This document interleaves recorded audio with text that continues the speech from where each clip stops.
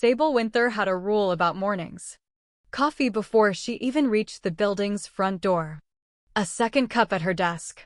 And by the time Damon Voss walked in at 7:30, 3 problems were already solved, problems he hadn't even asked her to look at yet. She'd been running this exact rhythm for 4 years. Long enough that the security guards downstairs greeted her by name before they even glanced at her badge. Long enough that she could read Damon's mood from the weight of his footsteps in the hallway, before he'd said a single word. Voss Consolidated occupied the top 3 floors of a converted shipping warehouse near the harbor, exposed brick, steel beams, and the kind of quiet, expensive furniture that whispered old money instead of new ambition. Sable's desk sat directly outside Damon's office. It was a position she'd once resented. But somewhere along the way, she'd stopped noticing it as anything but simply where she belonged. She was cross-referencing a shipping manifest against a rival company's known routes when Damon's voice carried through his open office door, that clipped cadence he always used when he was already 3 steps ahead of whatever he was about to ask her to do. "Sable, come in for a second." She grabbed her tablet and crossed the small distance between their desks, a walk she'd made 1,000 times, and found him standing at the window instead of sitting behind his desk. That usually meant something had shifted in a way even he hadn't fully processed yet. The Marcady-Kane alliance is finalized. He didn't turn from the window right away. His voice carried that particular flatness he used for decisions he'd already made, decisions that left no room for negotiation. "My father's been pushing for this for 2 years. The terms require a marriage. Elena Marcady-Kane and me. The engagement gala is in 6 weeks and I need you to build the guest list. Full protocol. Every family that matters to either side. Seating arranged by alliance sensitivity, nobody placed near anyone they've had unresolved business within the last decade."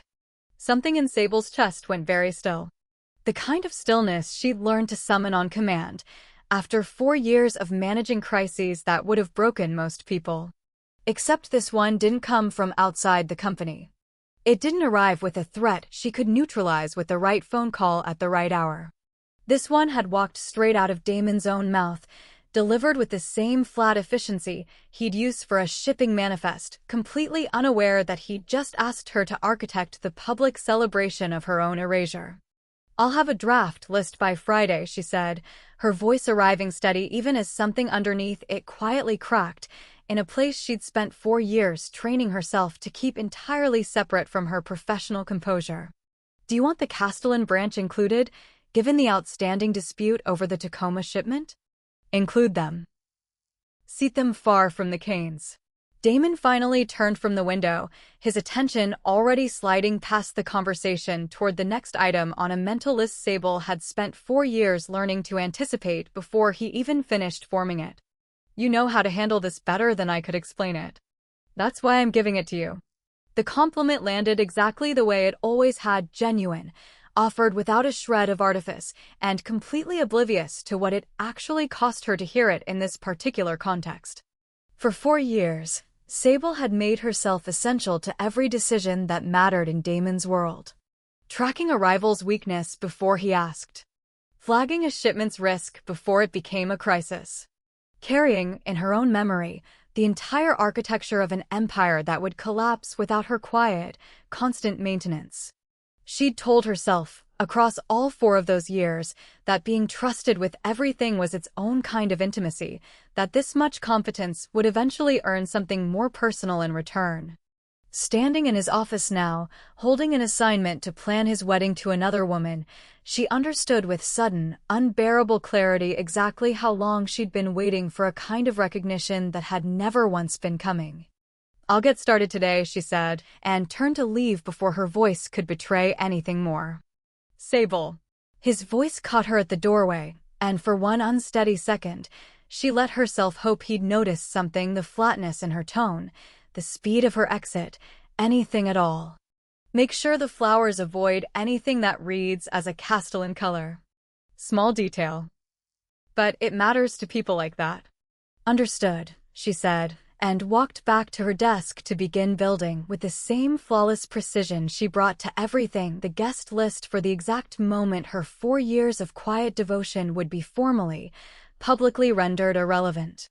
Elena Marcady Kane arrived at the Voss offices 11 days later for what Damon had called a planning meeting.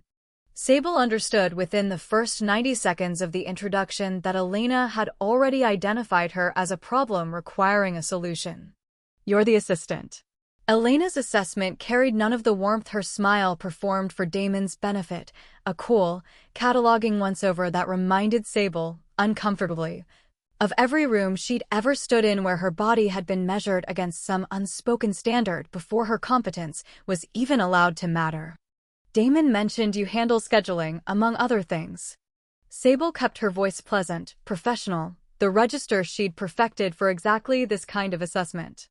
"I'll have the gala logistics finalized by the end of the week.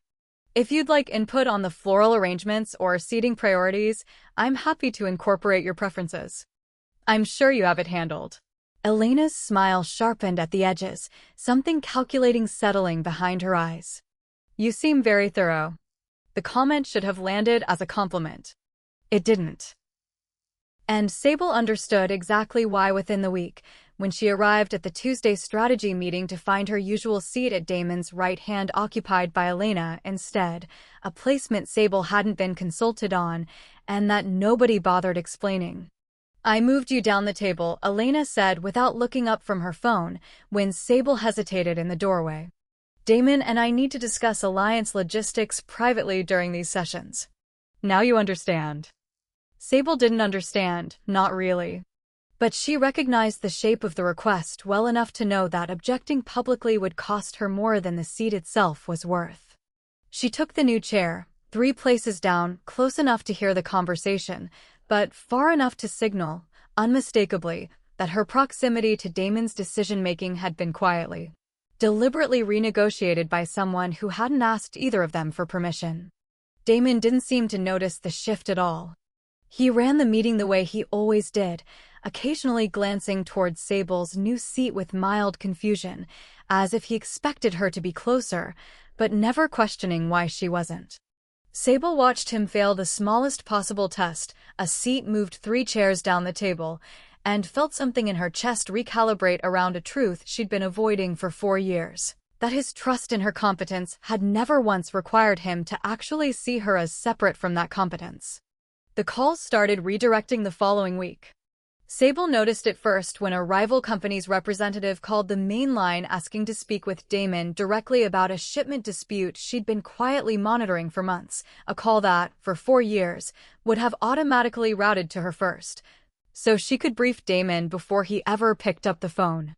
Elena asked reception to route external calls through her assistant now, the receptionist explained, apologetic, when Sable asked directly. She said it was more efficient for the transition period. Sable absorbed the explanation without visible reaction, though something in her had already begun cataloging these small redirections with the same meticulous attention she usually reserved for tracking a rival's movements. The seat. The calls. The growing list of decisions that used to flow through her hands first, now bypassing her entirely, rerouted around her by a woman who'd figured out, faster than Damon ever had, exactly how much power Sable actually held in this building. She raised it with Damon that evening, catching him alone in his office after the last of the staff had left, the harbor lights beginning to glow through the windows behind him.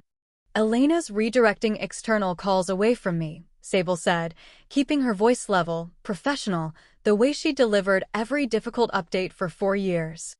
"I understand she's trying to establish her role during the transition, but it's affecting my ability to brief you properly before calls reach you cold."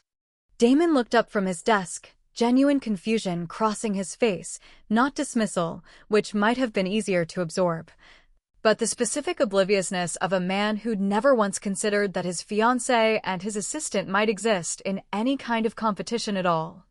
"I'll mention it to her. I'm sure it's just an oversight during a busy period." "It's not an oversight."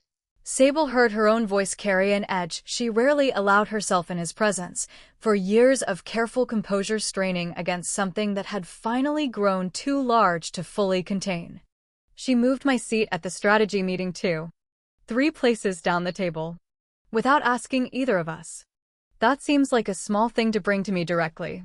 Something in his tone shifted, mild irritation edging in the particular tone he used when a conversation was consuming more of his attention than he thought the subject warranted. I trust you to handle interpersonal logistics without needing me to referee seating arrangements, Sable. You've never needed that kind of intervention before. The observation landed with a precision that Sable understood, even in the moment, wasn't intended as cruelty. Damon genuinely believed he was expressing confidence in her, the same confidence he'd expressed 1,000 times before, by handing her problems too complicated for anyone else to solve. He had no framework for understanding that this particular problem wasn't a logistics puzzle. It was a woman deliberately, systematically diminishing another woman's presence in his life. And he'd just told her, without meaning to, that noticing the difference was somehow her burden to carry alone. Understood, Sable said. The word arrived flat, final, closing a door she didn't yet fully realize she'd started shutting. I'll handle it. The engagement gala arrived on schedule. 6 weeks of Sable's flawless planning converged into a single evening that filled the Voss Estates ballroom with exactly the guests she'd carefully arranged, exactly the flowers she'd chosen in colors that offended no one, exactly the seating that kept old rivals at a diplomatic distance from each other. She worked the event from its margins, the way she always had for every gathering the company hosted, checking timing with caterers, confirming security positions with the discreet men stationed at every exit, monitoring the room's temperature the way she'd been trained to monitor everything. Not as a guest. Never as a guest. But as the invisible architecture holding the entire evening upright. She caught Damon's eye once, across the crowded ballroom, during a lull between toasts. He offered her a small, genuine nod of acknowledgement, the kind he'd given her at 100 other events over 4 years. A private signal between them that meant, you did this perfectly, thank you. Except tonight, the acknowledgement landed differently, arriving into a version of Sable who had spent 6 weeks building the exact stage for her own quiet disappearance. And she felt something in her chest fracture slightly at how easily he still reached for her approval, even now, even here, without any apparent awareness of what that reaching cost her to receive. Elena found her near the bar an hour later, radiant in ivory silk, her earlier coolness replaced by something warmer now that the gala's success reflected well on her own image as the evening's centerpiece. Everything's been perfect tonight. Damon mentioned you handled all the details. It's my job, Sable said, keeping her voice pleasant, professional, the mask she'd perfected, holding steady even as exhaustion pressed at its edges. I'm glad it's meeting expectations. It's exceeding them, honestly. Elena's smile carried genuine warmth this time, and for a moment, Sable almost believed the earlier coldness had been a misread, a stressful transition period rather than a deliberate campaign. I know I've been difficult about some of the logistics. I hope you understand it's not personal. I just need to establish my own role here, and that's been complicated by how thoroughly you've already established yours. The admission, offered with disarming honesty, should have felt like an olive branch. Instead, underneath the polished delivery, Sable heard exactly the truth Elena hadn't quite meant to reveal, that she understood, with a clarity Damon himself had never once approached, precisely how much territory Sable occupied in his life, and precisely how threatened she felt by ground she couldn't yet fully claim as her own. I understand completely, Sable said, and meant it more than Elena likely realized. The strategy meetings continued their slow erosion over the following weeks, each one costing Sable another small piece of the role she'd spent 4 years building. Elena began sitting in on calls that used to be Sable's alone to brief, offering opinions on shipment routes and rival negotiations with a confidence that outpaced her actual understanding of the business, opinions Damon increasingly deferred to, out of some misplaced sense of fairness toward his fiancée that never once extended to actually defending Sable's expertise when it conflicted with Elena's instincts. Sable stopped volunteering opinions she used to offer freely. She'd once corrected Damon's read on a rival's intentions mid-meeting without hesitation, certain enough of her own judgment to risk being wrong in front of a room. Now she watched him misjudge a negotiation timeline in front of Elena and said nothing, some old, careful instinct reasserting itself. The same instinct that had once told a much younger version of herself that being right too often, too visibly, costs more than it earns when the room already has a favorite who isn't you. Damon noticed the silence eventually, though not its shape. "You've been quiet in meetings lately," he said one evening, catching her at her desk after everyone else had left. "I've missed your read on the Castellan situation this week." Elena's take doesn't account for their historical grievance with the shipping route the way yours usually would. I assumed Elena's perspective was the one you wanted prioritized now. Sable kept her eyes on her screen, unwilling to let him see whatever might be visible on her face if she looked up too soon. "Given the transition." "That's not what I meant by any of this." Something in his voice carried genuine confusion, and underneath it, faintly, something closer to concern than he'd shown in weeks. "I still need your judgment, Sable." "That hasn't changed." "Then maybe you should say that somewhere Elena can hear it too." The words arrived sharper than Sable intended, for years of careful restraint finally beginning to show its cracks. "Because from where I'm sitting, 3 chairs down the table now, it's gotten difficult to tell." Damon didn't have an answer for that. He stood in the doorway a moment longer, something working behind his expression that looked almost like recognition. And then his phone buzzed, Elena's name lighting the screen, and he excused himself to take the call, leaving Sable alone with the growing, undeniable certainty that whatever recognition had almost surfaced wouldn't survive contact with the next demand on his attention. The confrontation Sable had been quietly dreading arrived on a Thursday evening, 3 weeks before the wedding. When Damon called her into his office with an expression she recognized immediately as a man about to deliver news he'd already decided wasn't up for negotiation. "Elena raised something with me today." He didn't sit, and didn't offer her a seat either, which Sable understood immediately as significant. Damon rarely stood through difficult conversations unless he was bracing against something. "About your role going forward. Once we're married." Sable felt the floor of the conversation shift beneath her before he'd even finished the sentence, 4 years of careful anticipation finally catching up to a moment she'd sensed building for weeks without letting herself name it directly. What exactly did she say? That a married man doesn't need an assistant who knows him better than his own wife does. Damon delivered it flatly, without apparent awareness of how the sentence landed, his attention already moving toward the practical logistics of whatever came next rather than the weight of what he was actually asking. "She's not wrong that it creates an unusual dynamic. I've agreed to scale back your role temporarily while we establish new operating rhythms as a married couple. You'd stay on in a reduced capacity, administrative support mostly, reporting through Elena's office instead of directly to me." The words arrived into a silence that Sable let stretch a beat longer than was comfortable, testing whether Damon would notice the silence itself carrying any weight. The way he'd failed to notice every other quiet signal for weeks, he didn't. He just stood there, waiting for her agreement, the way he waited for her agreement on shipping manifests, entirely unaware that he'd just described, in careful managerial language, the systematic dismantling of the only role that had ever made her feel essential to anything.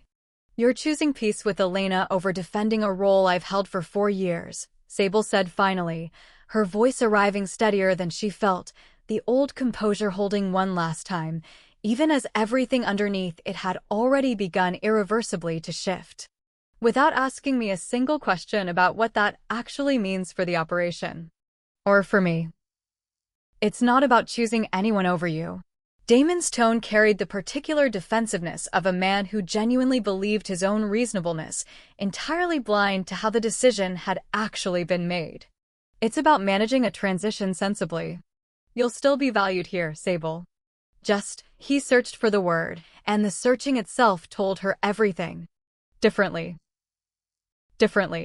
Sable repeated the word back to him, feeling something in her chest go very still and very clear, the particular clarity that arrives only after 4 years of quiet accumulation finally reach their threshold. You mean smaller? I mean adjusted to the reality of the situation. His patience was fraying now, the conversation clearly costing him more than he'd budgeted for it, which Sable recognized as its own small, bitter confirmation that even now, facing the cost of 4 years of her loyalty, his primary concern remained how quickly he could close this discomfort and return to whatever came next. I need you to understand this isn't a rejection of your work. It's a practical necessity, given my marriage. Sable looked at him for a long moment, cataloging with the same precision she brought to every threat assessment she'd ever performed for this company exactly what she was looking at. A man who had built 4 years of trust on her competence without ever once extending that trust into anything that resembled seeing her as a person whose presence in his life mattered beyond its usefulness. She understood, standing in his office with the harbor lights glowing behind him exactly as they had the night she'd first raised Elena's interference, that there was no version of this conversation that ended with him choosing differently. He'd already chosen. He simply hadn't understood, until this exact moment, that his choice required her consent to survive.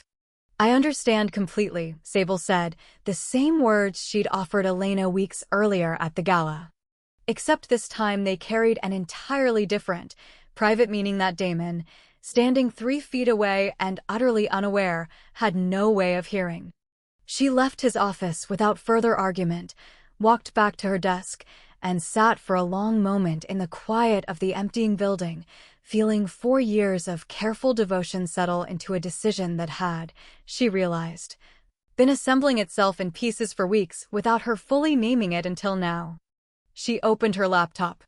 She typed for 11 minutes, revised for 3 more, and printed 2 clean paragraphs onto a single sheet of paper, no explanation beyond what the words themselves carried, no confrontation scheduled, nothing that asked him for anything at all.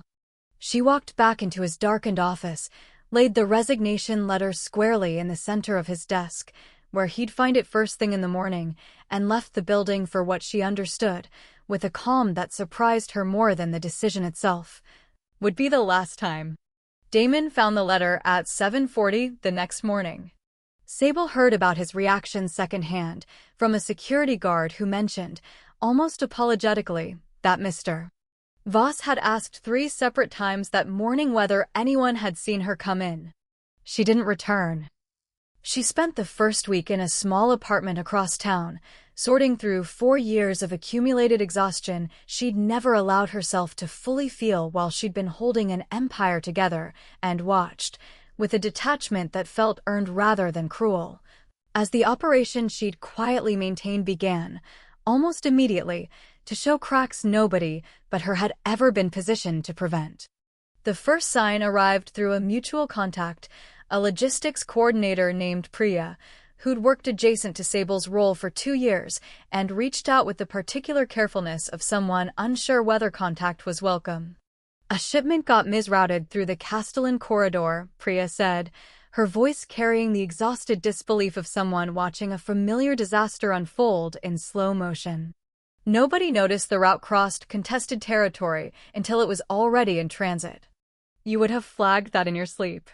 Sable absorbed the information without the satisfaction she might have expected, feeling instead a complicated grief for an operation she genuinely cared about, even as she understood clearly that the misrouted shipment was simply the first visible symptom of a much larger, quieter collapse already underway.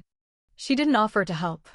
She'd spent 4 years being the person who solved problems before anyone else noticed them, and stepping back into that role now, even informally, would have undone the entire point of the letter she'd left on Damon's desk. The second sign arrived a week later, through Priya again.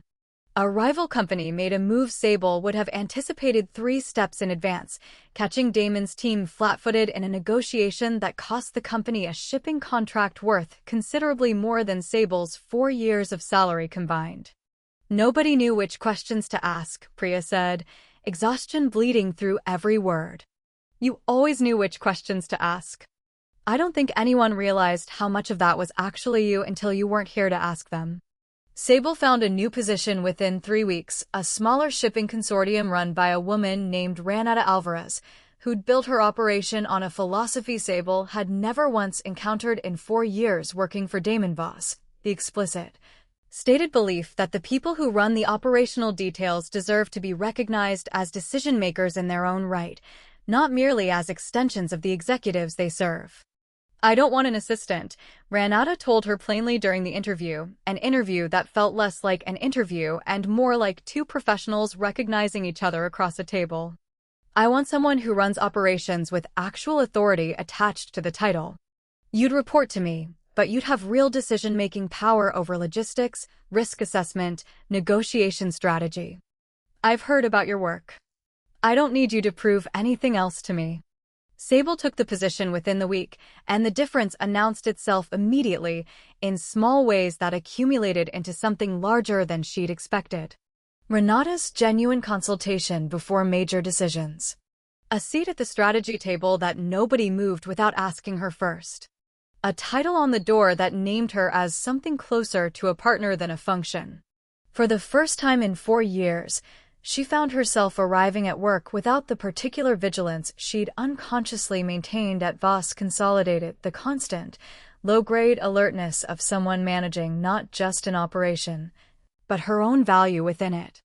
Damon's calls started arriving in the 3rd week, unanswered at first, then answered briefly and professionally, conversations that carried none of the 4 years of easy familiarity they'd once shared. Sable listened to his voicemails without returning them immediately, cataloging something in his tone she'd never once heard from him before. A rawness underneath the usual clipped efficiency, a man clearly no longer certain of ground he'd once assumed was permanently, unquestionably his. The Kane Alliance is unraveling, his 4th message said, the words arriving with none of his usual composure. Elena and I called off the engagement last week. I don't know if that changes anything for you, but I need you to hear it directly, not through whatever version of the story is already circulating. A pause, longer than his messages usually carried. I know I don't have the right to ask you for anything. I'm asking anyway. Can we talk? Sable sat with the message for a long time after it finished playing, feeling something complicated move through her chest. Not the vindication she might have expected. Not quite hope either.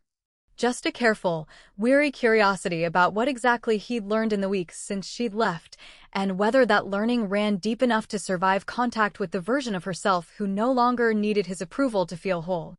Damon arrived at Renata Alvarez's offices on a Tuesday afternoon, unannounced, and Sable felt something shift in her chest at the sight of him standing in the reception area. Not the old, automatic pull toward managing his comfort. Something steadier, more curious, watching him exist in a space that had never once required her careful maintenance to function. You look different here, he said, when she crossed the reception area to meet him, his voice carrying genuine observation rather than the performative charm she remembered from difficult negotiations. Lighter, maybe? I don't know the right word. I'm not managing 3 problems at once while we talk. Sable kept her voice level, professional, though something warmer moved underneath it than she'd expected to feel. It changes how a person carries themselves. I owe you an apology. He said it plainly, without preamble, the directness itself carrying weight given how carefully he usually navigated difficult admissions. Not the kind I can deliver in 2 sentences and consider finished. I've spent 5 weeks watching an operation I thought I understood completely fall apart in ways I never anticipated. And every single failure traced back to some piece of knowledge or judgment that used to live in your head that I never once thought to ask you to formally document or share, because I never had to. Because you were just always there, handling it. You're describing my competence. Sable studied him carefully, testing whether the apology would stop there, at the safer, more comfortable ground of professional regret. That's not actually the thing I needed you to understand. Something in his expression shifted, the careful composure cracking into something more unguarded than she'd seen from him in 4 years of working alongside him. I understand that now, too, though it took losing you to actually see it clearly. I asked you to plan my wedding to another woman like it was a shipping manifest. I let Elena move your seat at a table you'd earned the right to sit at. And when you told me directly what was happening, I told you to handle it yourself, like you were describing a scheduling conflict, instead of watching someone systematically erase you from a life you'd spent 4 years quietly holding together. He exhaled, something raw surfacing beneath the words. I've had 5 weeks to sit with exactly how much I failed to see you as anything other than the most efficient function in my organization. I'm not here today to ask you to come back to that role. I understand now that role was never actually the thing worth having. Sable felt something loosen in her chest that she hadn't fully realized she'd still been holding tight. 4 years of quiet hope finally receiving an acknowledgement she'd stopped actively waiting for, somewhere in the last 5 weeks. She didn't let it fully soften her guard, though. The old instinct toward easy availability rose briefly, urging her to simply accept his words at face value and let the years of careful distance collapse immediately into whatever came next. She set the instinct down deliberately, the same way she'd learned to set down every instinct that had once made her too available, too quick to forgive, too easily satisfied with being needed instead of chosen. I appreciate you saying all of that. She held his gaze steadily, feeling the shape of a boundary she hadn't fully articulated until this exact moment. But I need you to understand something too. I'm not interested in becoming available again just because you finally noticed what you lost. If there's something here worth building, it has to be built slowly, on evidence, not on an apology that arrives conveniently the same week your engagement ended. I ended the engagement before I came here. Damon said it quietly, carefully, as if he understood the distinction mattered considerably more than a casual listener might assume. 3 days ago. Before I let myself think about what I actually wanted to say to you. Because I needed it to be clear, even to myself, that ending things with Elena wasn't a strategy to win you back. It was the only honest decision left, once I finally understood what our engagement had actually cost and who it had cost it to. He paused, something vulnerable settling into his expression that she'd genuinely never once seen from him in 4 years. I'm not asking you for anything today, Sable. I know I haven't earned the right to ask yet. I just needed you to know where things actually stand. Honestly. Without any leverage attached to it.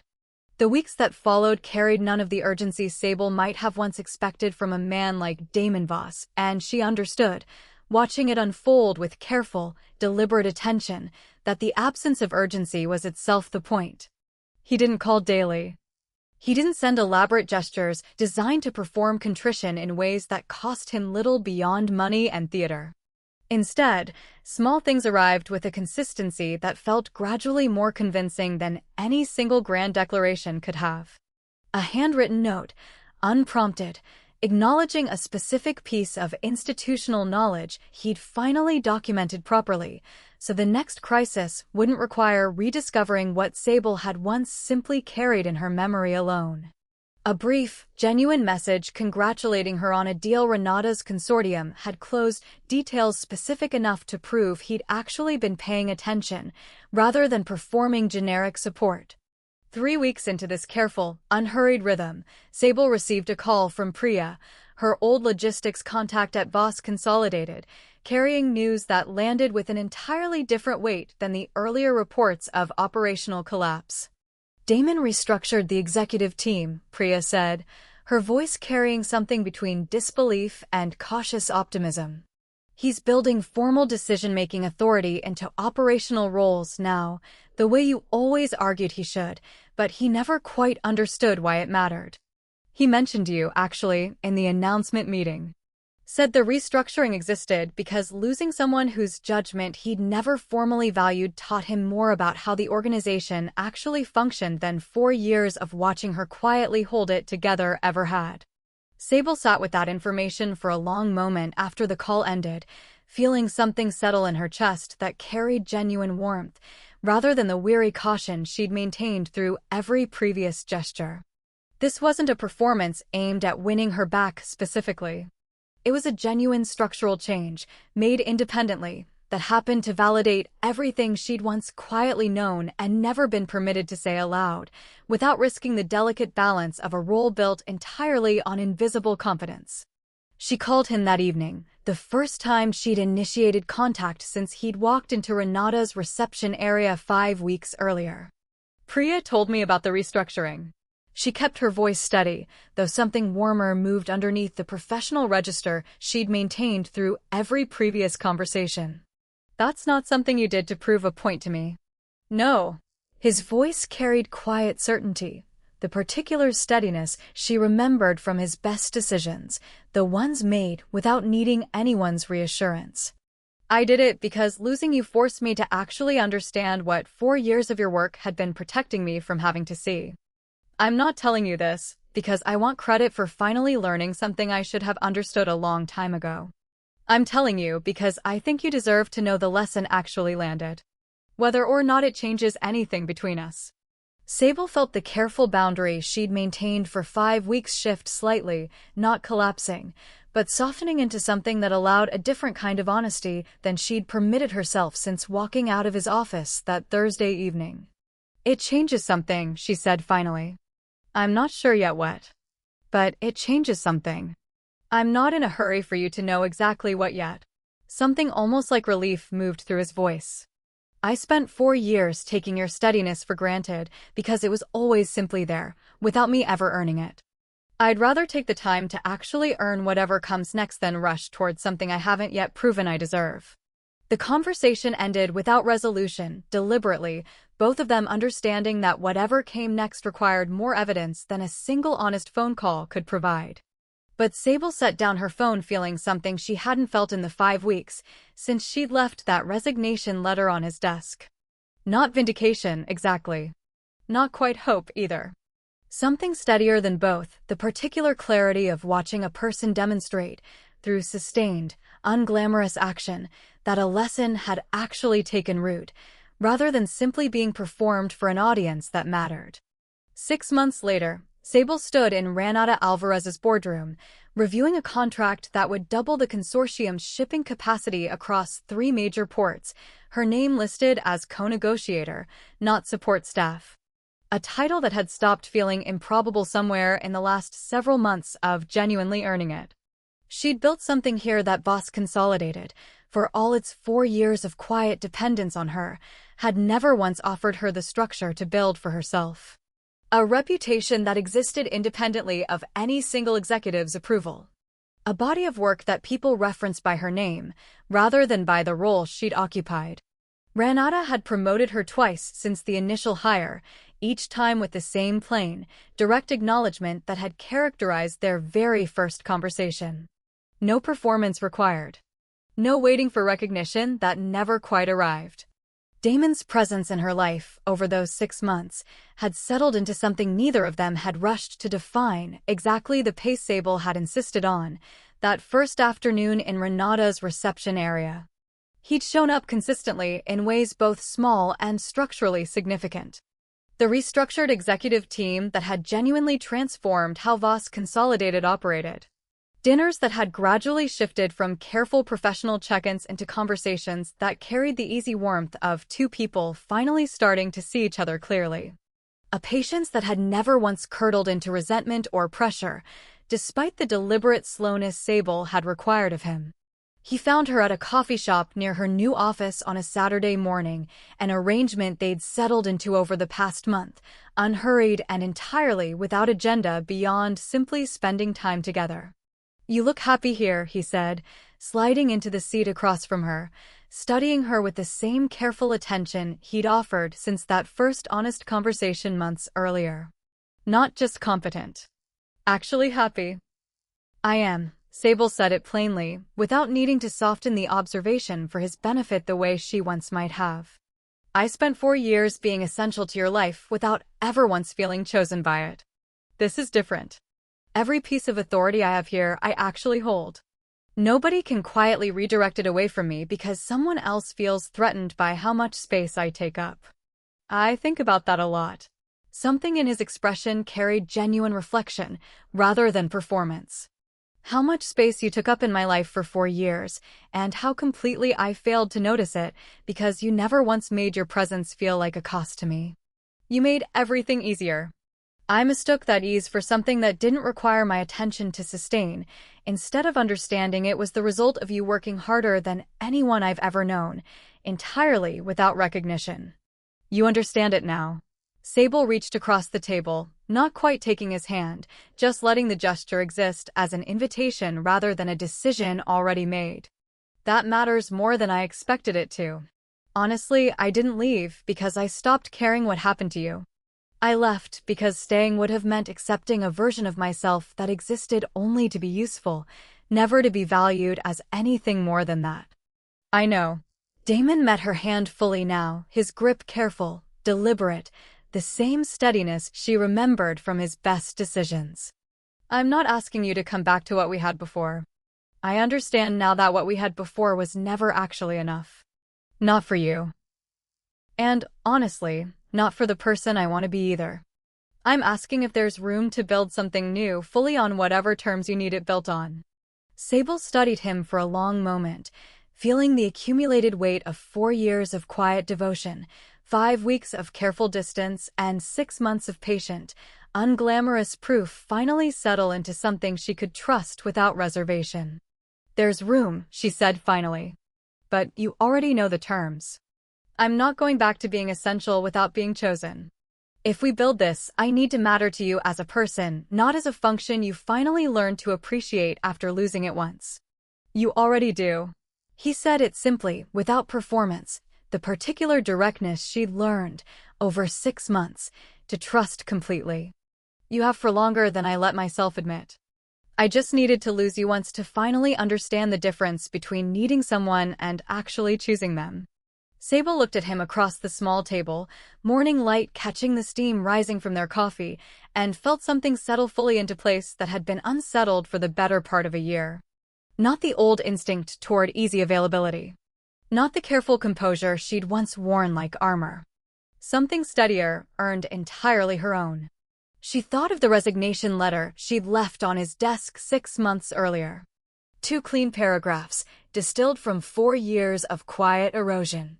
And she understood, finally, completely, that walking away hadn't been an ending at all.